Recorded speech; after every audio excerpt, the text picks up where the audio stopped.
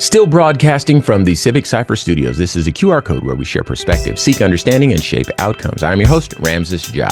And I am Q Ward. And in this half of the show, we got a lot more for you because we are going to be talking about a white dairy farmer suing Trump's USDA over alleged racial discrimination. And if that sounds funny, it's because it is funny, objectively funny, because, well, you know what? We'll get into it when the time is right. We're also going to be talking about Kendrick Lamar. He just had a birthday. He's in the headlines, and Tupac had a birthday before him. And I think it's time for us to kind of let you know kind of where we stand with those two. I'll certainly speak for myself, but I haven't really gotten a lot of pushback from Q. But those two really help shape the culture, hip hop culture, especially in ways that many people don't know. And I think it's important for us to kind of shine some light on that. But before we get to all of those things, it is time, as always, for Q Ward's clapback. And Q, I just have one question for you. Yes, please. Is it okay to wave the Mexican flag on U.S. soil? That's a really, really interesting question, man. And I think you and I spoke about this before on the air and across, the digital airwaves as well. Mm-hmm. Listening to Black people make jokes about Mexican people waving the Mexican flag while protesting deportation, and that being called stupid, and them being told to just, if you love Mexico so much, why don't you just go back? And it's interesting hearing Black people laugh and use that rhetoric, because once upon a time, people said stuff like that about us, to just go back to our country.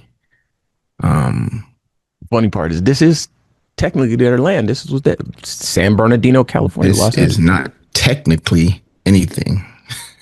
The borders crossed them, not the other way around. There you go. This was actually Mexico. Mexico. Facts. Big facts. I love America more than any other country in the world. And exactly for this reason, I insist on the right to criticize her perpetually. That is a quote from one of my favorite human beings of all time, the late great James Baldwin. I knew that was a quote from him.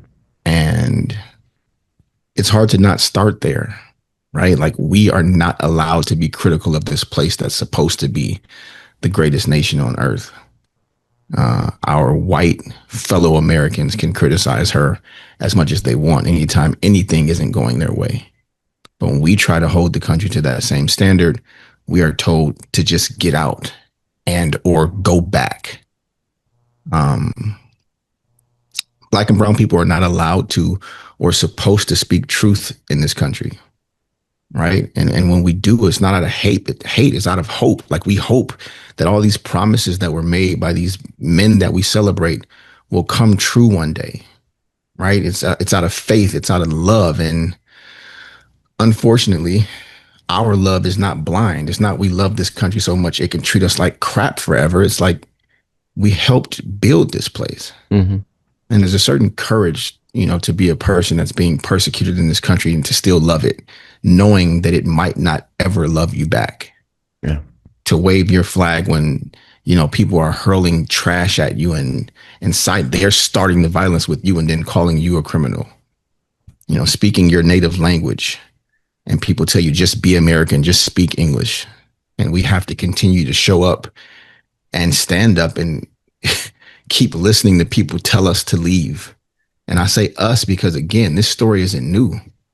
We're not in the crosshairs right now, but we always have been, and we know better. Eventually we will be again. So go back to your country. If you don't like it here, just leave. Like, we're the only ones ever told things like that. And the funny thing is, Ramses and I are DJs. Well, Ramses is a DJ. I'm an old man that used to play music for people. I can get you out on the turntable again. DJ'd several St. Patrick's Day events and Oktoberfest. Mm-hmm. You ever remember anybody flying flags at those places being told you don't belong here or just go back to your country? Never. Because I don't. Like, ever. But let a black person point out police brutality or a Mexican family wave a Mexican flag while we protest ICE raids. Immigrant children crying because when they get home from school, their parents might not be there. And we tell them, just shut up. If you don't like it, leave, go back to your country. And then they wrap themselves in the flag and call that patriotism when it's really just a bully power flex. An attempt to silence dissent, to punish people who have self-determination and pride for their own heritage. And too many Americans are okay with just being quiet. And then we have so-called allies and even people who we think we have some ethnic solidarity with who just want to be quiet and obedient and not start anything because it might impact them. And it's like, hey, man, they gave us a little bit. Don't mess it up for the rest of us. You know, patriotism is not about being blindly loyal. It's about holding this country accountable, holding your neighbors, your brothers and sisters, your friends and family, your coworkers accountable. So Mexican flags at an ICE protest, yeah, that's not disrespect. That's what resistance to cruelty looks like. Cruelty to people who violate our Constitution and tell us that we're not being patriotic. America is supposed to be the place where you fight against injustice. America is supposed to be the place that speaks up for the rest of the world when people are not being treated right. So our country's culture, all of us collectively, is the problem here. That's what they want us to know, right? So every time somebody screams, go back to your country, you know, Ramses would call it fear or discomfort. I call it hate. But it's important to know that at least voluntarily, we're not going anywhere. We, specifically us, built this country. We've gone to war and bled for this country. In every measurable way, we've shown up for a country that has shown us for its entirety that it does not love us back. And we've continued to fight for it. For that reason, we will fly our flags, we will celebrate our heritage, but we will not get out because you said so. It takes a lot of courage and it's going to take a lot of perseverance because some days it feels like a fight that we'll never win. But America doesn't belong to them for them to just take it from us and kick us out. It's ours as well. So I guess we just got to see how this plays out. You know, one of the things that I really appreciated was American flags at the No Kings protests last weekend, because that flag doesn't just belong to Republicans. That flag belongs to everyone. And I also saw lots of Mexican flags, and that's normal for us, of course. So everybody flying, whatever your flag is, keep flying it. All right. Let's have a conversation, Q. Let's. There's a white dairy farmer suing Donald Trump's USDA over alleged racial discrimination. Oh, please tell me more. I will. I'm gonna. You're gonna get mad, but I'm gonna have to try to like humor this person's perspective. Oh, you're right. Let me paint the picture. I'm definitely gonna get downright annoyed with you for that one. I know, but you know, I got to do it. So anyway. From the Black Information Network, a Wisconsin dairy farmer is suing Trump's Department of Agriculture over alleged racial discrimination against white farmers. According to the Associated Press, the conservative Wisconsin Institute for Law and Liberty filed the lawsuit Monday, June 16th, on behalf of the white dairy farmer Adam Faust. The lawsuit accuses the Trump administration of illegally denying financial assistance to white farmers by continuing programs that favor minorities. In April, the Wisconsin Institute warned the USDA of impending legal action, saying it had illegally continued to implement diversity, equity, and inclusion programs instituted under former President Joe Biden. 6 Republican Wisconsin congressmen also urged the USDA to investigate and end the programs earlier this year. Quote, the USDA should honor the president's promise to the American people to end racial discrimination in the federal government, Faust said in a statement. Goes on to say, after being ignored by a federal agency that's meant to support agriculture, I hope my lawsuit brings answers, accountability, and results from the USDA, unquote.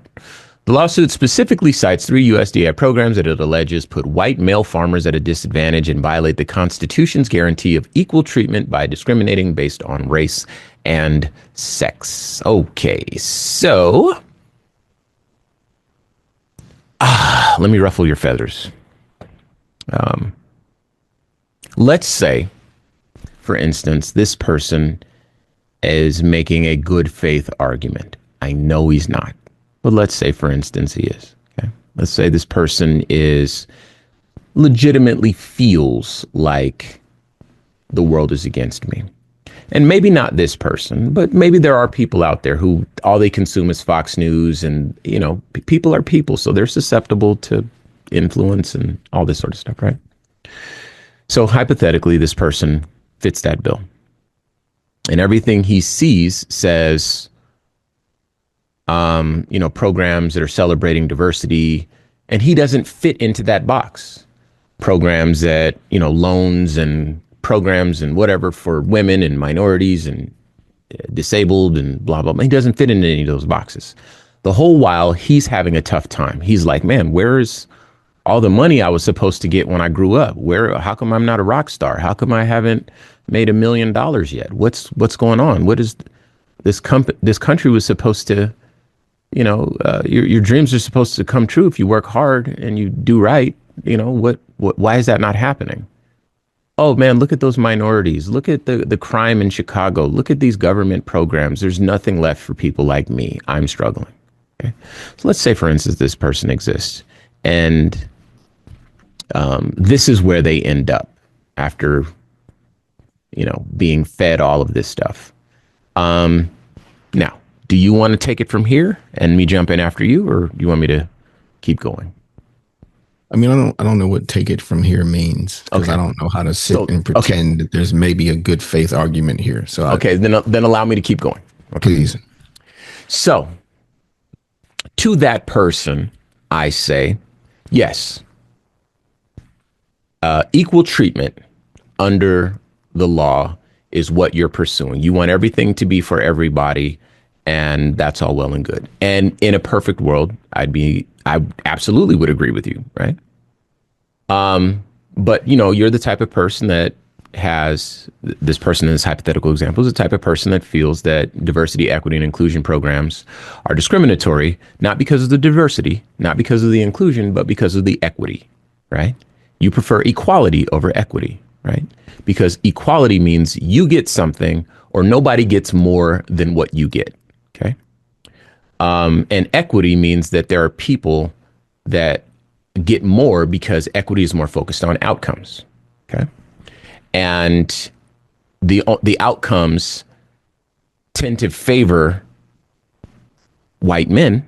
This is a white man in this example, of course, because white men historically have had X, Y, and Z, and the white men are always at the top of every list, and white men are always doing better. White people are always doing better than every other race. They have more money. They have better healthcare. They live in better zip codes with, you know, better. The police treat them better. The courts treat them better. The government treats them better. They hold more positions of power. They write more laws. They influence the country better, have more voting power, etc. Right? On and on and on. So if we're focused on outcomes, then you, the individual who might feel like you're feeling a pinch, doesn't want that approach. You want an equality approach. Okay? Now, you would say to me, well, look, I wish I was born with some white privilege, but I had to work and get everything out of the mud, same as everybody else, right? So this idea of white privilege, like I get that there are some rich white men. I'm not one of them. I'm working in a field. I'm a farmer. And there are programs that exist and I can't participate. I need some of that. Okay. So let's talk about the pinch that you're feeling. And let's compare that pinch, apples to the pinch that a black farmer is feeling. So the one thing that's never held against you is your skin color. Okay. White privilege, as we've said, Q and I have said on this show, is the ability to start at zero. That's white privilege. You're not starting behind the starting line. You're not starting with any hurdles in your lane that you have to overcome. Nothing like that. White privilege is being able to start at zero and run a fair race. You don't have to overcome systemic oppression. You don't have to overcome redlining. You don't have to, or the legacy of redlining. You don't have to overcome, corrupt policing and carceral systems. You don't have to overcome a healthcare system that doesn't, prioritize your, you and ailments and issues that, are relevant to you and your tribe. You don't have to deal with housing discrimination. You don't have to deal with employment opportunities, educational opportunities, those sorts of things. Everything is a fair race for you. So a black farmer had to go through a lot more. And when time to get to that point, and when times get tough, the pinch on a black farmer is much more substantial, right? And this is just if we're looking at the data bears this out. So when you're looking at equality, that's for you, the individual. And when people are looking at equity, that's for everybody, the races. And since races get compared to each other, this is where we have to focus on the outcomes. Because no matter what, if white people, we had this example before when we discussed the monopoly experiments. If you don't know, please look them up. I'll say them as often as I need to. But the monopoly experiments really give insight into human psychology.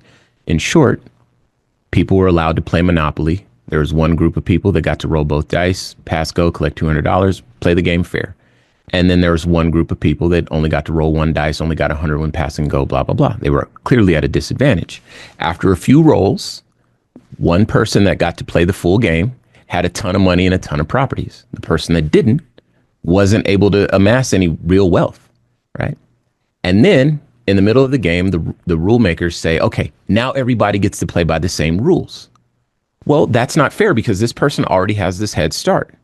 And if that's the person I'm competing with, that's the person you're comparing me to, there's no way I'm ever going to catch up, right? So we need some restorative economic justice. We need equity here. And this lawsuit is one that it has to be based on a very specific reality that doesn't account for the fact that there is no equality without equity. All right, I know I talked a lot of that up, but we got a minute left. Q, your thoughts here? I think the point you make at the end of that is the most important point, and just kind of familiarizing people with the difference between equality and equity, because people think they're interchangeable. I'm sure a lot of people think that those are synonyms, that they mean the same thing, and they don't. And the example that I like to use most often is if I'm 6'1" and you're 5'1", and the idea is that we both need to see over this 8-foot wall for the same outcome. We don't need the same amount of assistance. That's the most simple way that I can paint that picture. That's good. Give me a 2-foot stool, I can see over the wall. You give you a 2-foot stool, you're still staring into the face of the wall. Right. So there's a way that we can get equal outcomes, but equity is what's required for that to happen. Yeah. I think that's something that folks need to bear in mind, that really wrestle with whether or not DEI and, you know, white privilege exists or should exist or whatever. So food for thought. All right. Let's talk about some people who, one person in particular is my hero, and another one who has recently become another hero of mine. So as I mentioned, Kendrick Lamar celebrated his birthday yesterday. And before that, Tupac celebrated his birthday the day before. And, you know, there's a lot of, you know, happy birthdays and a lot of people, you know, recapping Kendrick's last year of his life. And, you know, these both are entertainers, but they're really more than entertainers in my estimation. And I'm going to make a case for that. First thing I want to say, because it was Kendrick's birthday yesterday, is that Big Boy, who's a friend of ours, Big Boy, who's on the radio in LA,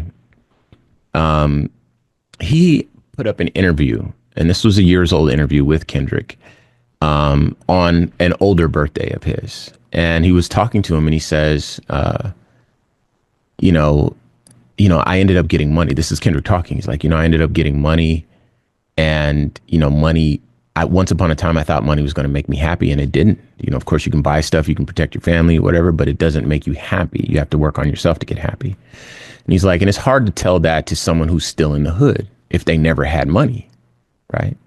So I have to, like, kind of exist in two different worlds. I can't tell people don't get money, you know, because they have to, but I also have to kind of bear in mind that what I need to share with people is not just get out of the hood, but also you need to have a spiritual component to your journey. You need to kind of work on yourself in order to find happiness. he also mentioned in this interview, and this just stood out in my mind, that the more famous he got, the less he wanted to chase fame. And I think that kind of speaks to his character.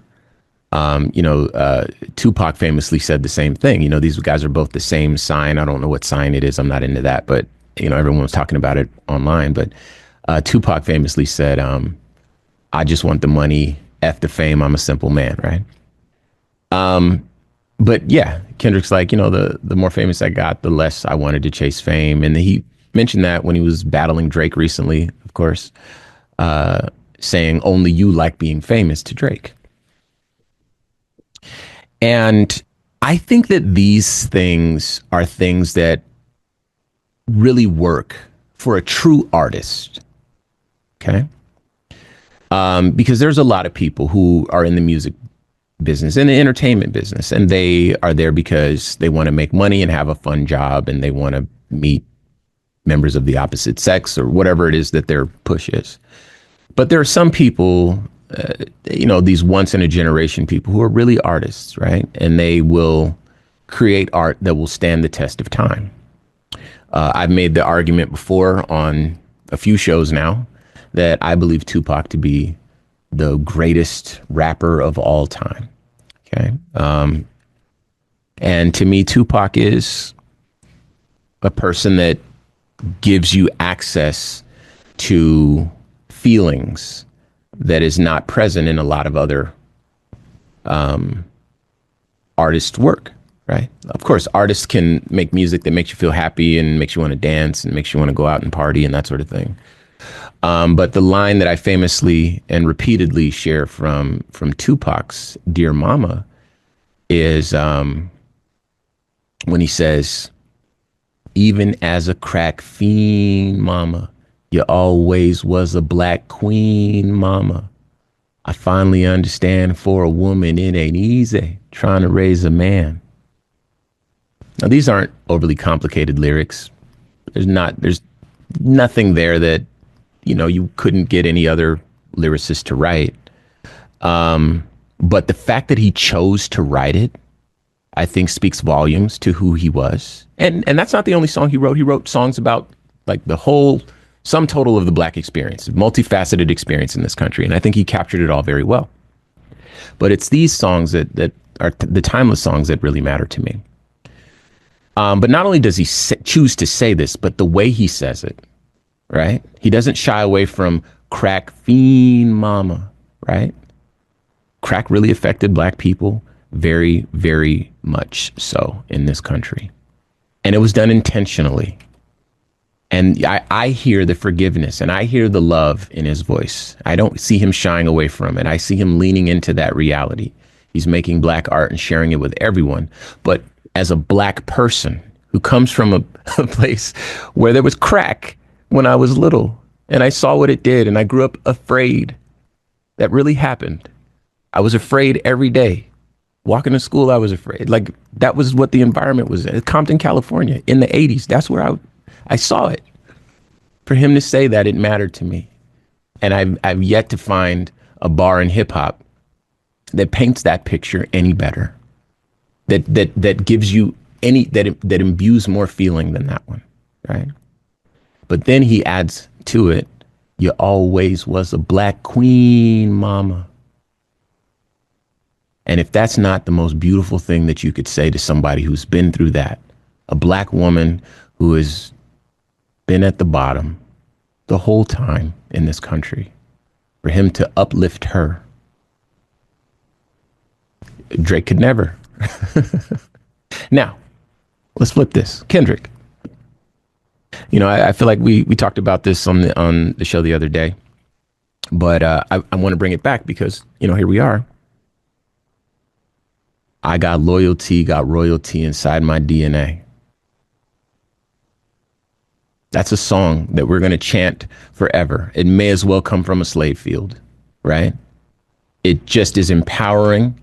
It is black, but it is also human, because I don't want to deny other people who feel and connect with that music.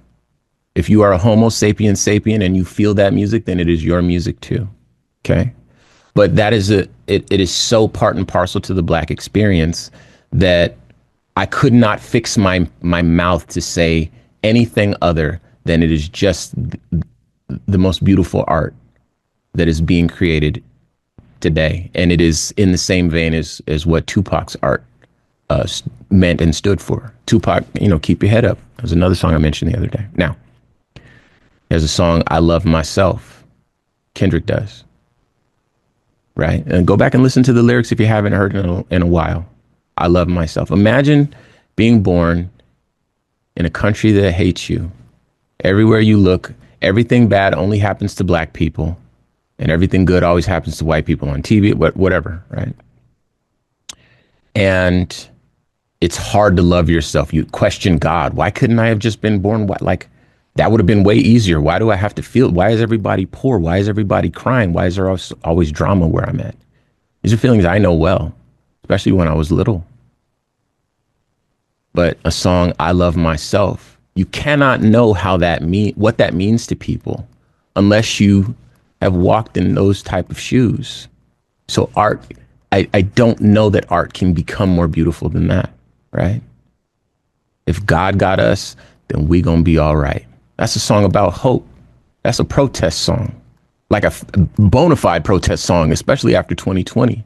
And now people still play it, right? And so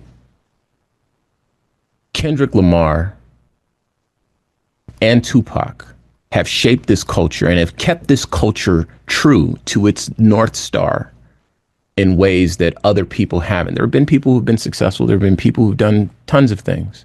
But I think that every chance I get for people that say hip hop doesn't have anything valuable to offer, people who say whatever it is that they say, I will put Kendrick in front of you. I will put Tupac in front of you, all their songs, full catalogs.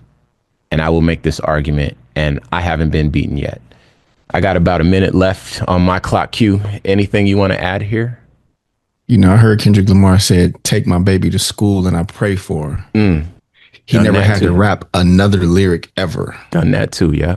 To become my favorite after that. And arguing who's the best, that's difficult. I don't rate Tupac as the greatest of all time, but I don't disagree with it either. Mm-hmm. The most potent voice that I've ever heard sing or rap is Tupac Shakur. Mm-hmm. I think when you talk about skill and greatness and all that stuff, we're talking about something different. But the most potent and one of the most important minds and voices that we've ever had in any genre, in any art form, is Tupac Amaru Shakur. So Kendrick Lamar following in some good footsteps. Yeah. And almost spooky that they were almost born on the same day. That's hilarious. Special. They both cared more about us than just the things that come with being a successful rapper. Yeah. No, I love that. Man. Well, if Tupac was the one rapper that I showed to like people that never heard of rap before, I think that he would paint a picture of what rap music is probably better than anyone else if I used his full catalog. So yeah, he's always going to be that to me. So anyway, that's going to do it for us here on the QR Code. Today's show was produced by Chris Thompson. If you have some thoughts you'd like to share, please use the red microphone talkback feature on the iHeartRadio app. While you're there, be sure to hit subscribe and download all of our episodes. You can also be sure to check us out on all social media at Civic Cipher. I am your host, Ramses Ja, on all social media. I am Q Ward on all social media as well. And we want you to check us out tomorrow as we share our news with our voice from our perspective right here on the QR Code. And until then, y'all. Peace. Peace.